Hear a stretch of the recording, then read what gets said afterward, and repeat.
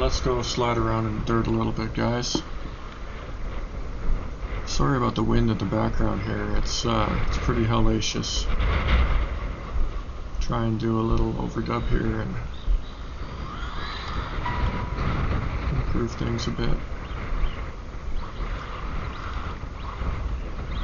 Yeah, I think this is a good spot to have the kind of fun we all like to have with on-road cars, slide them around in the dirt, having a little bit of chaotic enjoyment, putting the power down. Let's dial that steering up a little bit.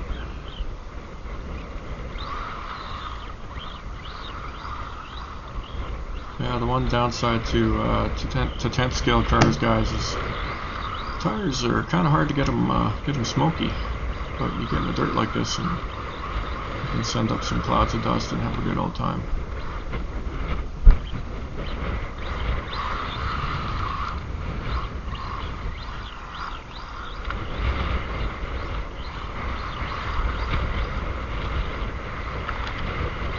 And there's those big old rocks. Keep an eye out, guys. There's actually a run that I did with the super body on this car with the 5200 kV motor, and it was in this area, and the car just looked like absolute crap because it was so hard to control. And guys, I'm telling you, it was definitely partly that the body was so crap. Yeah, guys, when I got back, it was pretty filthy underneath there. That little excursion was enough to make a massive, massive mess. Let's see if we can dry it out a little bit here. Don't drive in the water with these things, guys. It just makes a whole nother project of trying to get things clean. And I definitely didn't drive this around long enough to dry things out. How do you like that wind, guys? Holy smokes, is it ever blowing.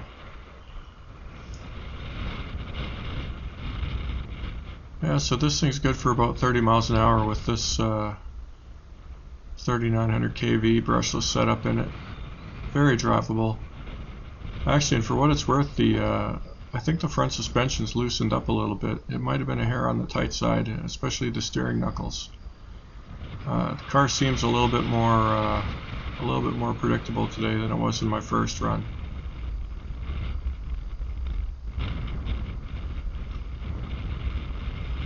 I don't know how much of it wanting to wander a little bit is this road, how much of it is the wind. It's actually windy enough, guys, that I think a good gust is capable of making the car go a little twitchy. But yeah, she's pretty smooth, guys, pretty smooth. I actually find it a little bit hard to tell what's going on when you can't hear the car at all. So when it's way up the road and the wind starts to blow, you absolutely can't hear a thing. It's a little bit hard to tell if it's a little bit hard to tell what the car's actually doing.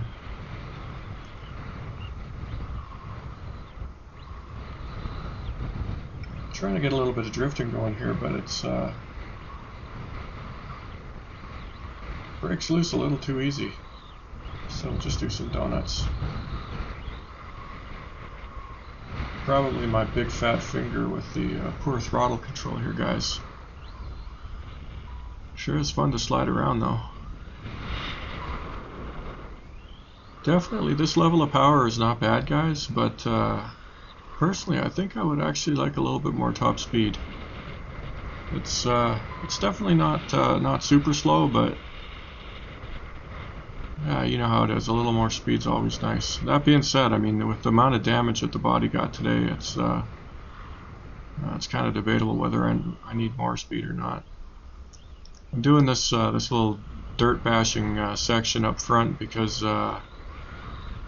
tail end of this video is probably a little bit boring. I did a little bit of off-roading, but it was too bumpy and the car didn't perform that well. And but all I got for my troubles was a really, really banged up front end of the body shell. This stuff's a lot more fun. These cars are definitely way more suited to on-road, as flat a surface as possible type driving. That said, guys, that I waffled a little bit lately about whether, you know, this TT-02, just because of the budget factor, is my favorite car, or the Kyosho Phaser. I'm leaning back towards the Phaser, guys, because you put on some big tires and that VW body shell, and it's pretty capable off-road, guys. The same area here that you'll see in the tail end of this video is where I made those Kyosho rally type videos, and the Kyosho handled that terrain a lot better, guys, a lot better. Now granted, those tires were a little bit bigger, but that being said, I mean, part of it is definitely that chassis likes the off-road conditions.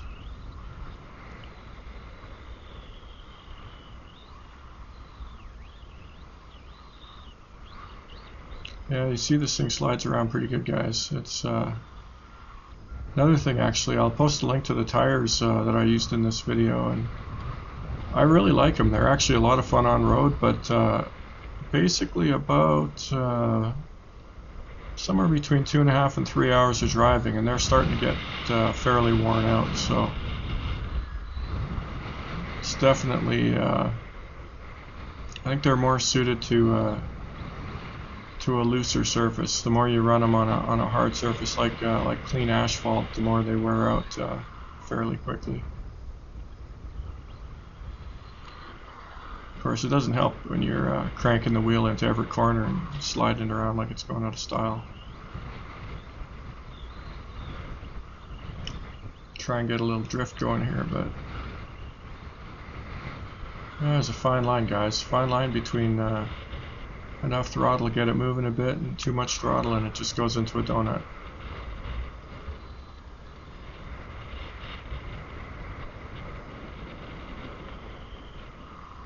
The video with the super body and the 5200 kV motor actually had a couple of long power slides, heavy throttle that looked pretty cool, and to be honest with you, the video doesn't do them justice. They were actually a lot cooler in person.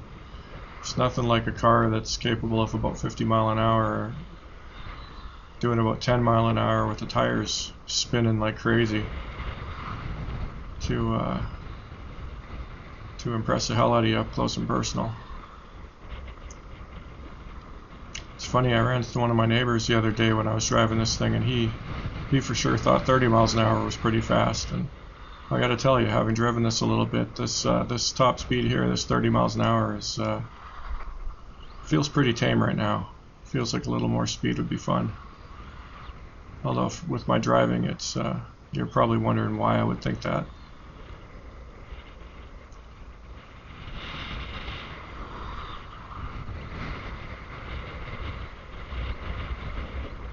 Yeah, this front suspension, it actually works pretty well, guys. This setup is a lot less tail happy when you let off the throttle than the stock TT-02.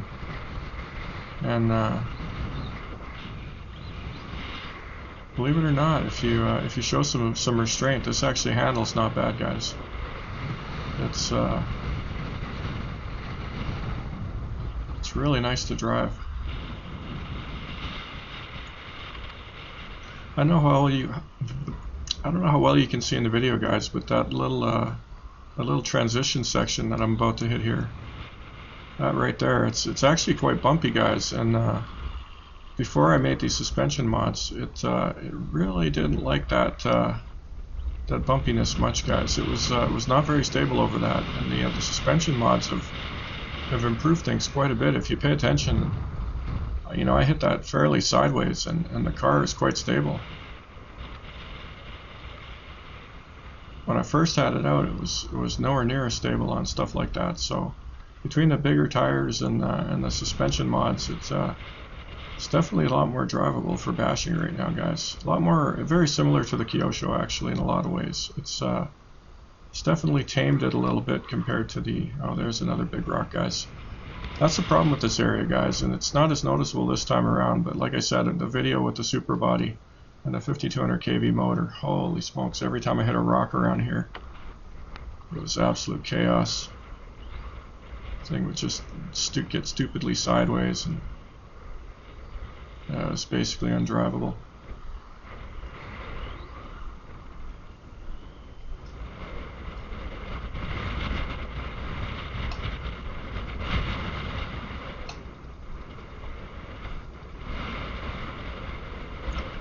This is actually going on the end of my little excursion, but after this last little section here, there's some off-roading. Like I said, you might want to watch. It's not super entertaining, but if you want to see what this car is like in off-road conditions, by all means stick around. And then I go through the water again just to really make it filthy. Yeah, I know it doesn't look it, guys, but this run was bad enough to make a good solid hour and a half worth of work cleaning this thing up and making sure that the bearings don't all rust to nothing.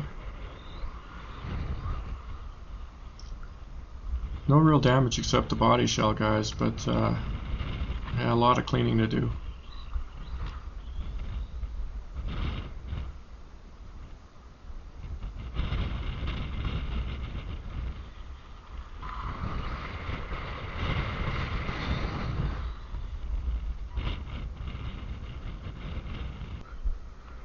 Yeah, here we go, guys. This is the start of my little run today. We're doing a little off-roading. Test out this setup on some really bumpy terrain. Bounce around pretty good.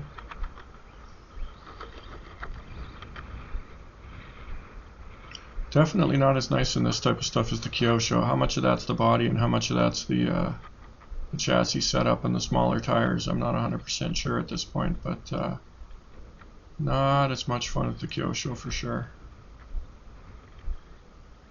I'll take a little break here and just adjust the front body mounts up a notch. It's scraping pretty good there, guys. Somewhat ironically, up until then I didn't do any damage to the front, but afterwards I did a pretty good number on it. I have to add some 200-mile-an-hour tape and maybe some hot glue and try and stabilize it a little bit so it doesn't get completely destroyed.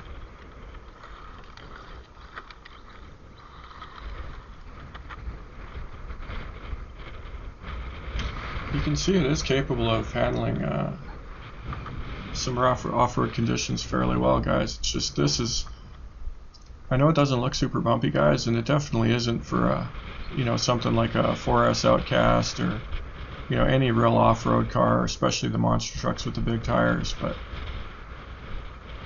yeah, it's pretty rough for a small wheel touring car, guys.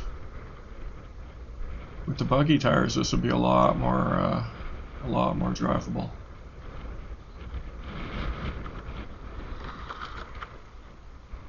You can see she's got some potential though, guys. It's just way too bumpy over here. Oh, there's a big crash. Believe it or not, that didn't actually do any damage to the front end. I did take a little stop and have a look at it, but it was basically fine. Yeah, I'll put a little donut here.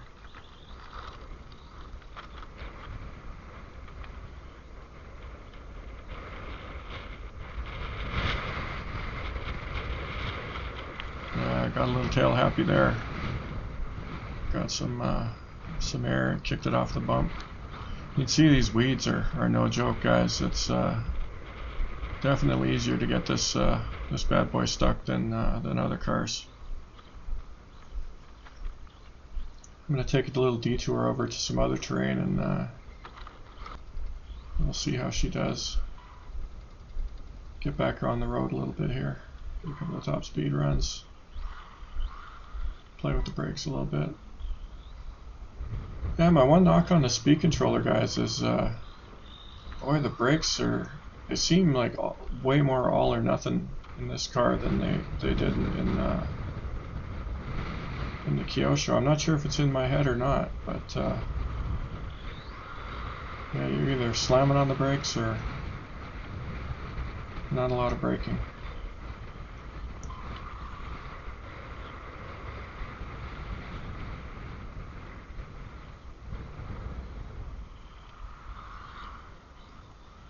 You can see there, guys, with my finger off the throttle, the tail is a lot less loose than it is in stock configuration. Those are the suspension mods, guys. Got the back end towed in and the front end. The front end is a little bit higher, and a little bit more toe out. The car's much more stable.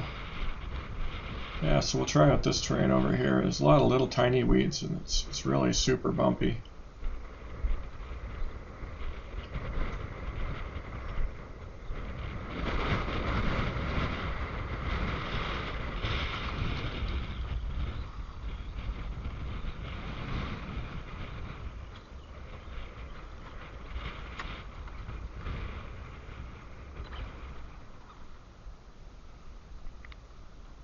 Yeah, there's all that front end damage. Look at that. We have beaten the bejesus out of that front end. Alright, note to self. Not that durable.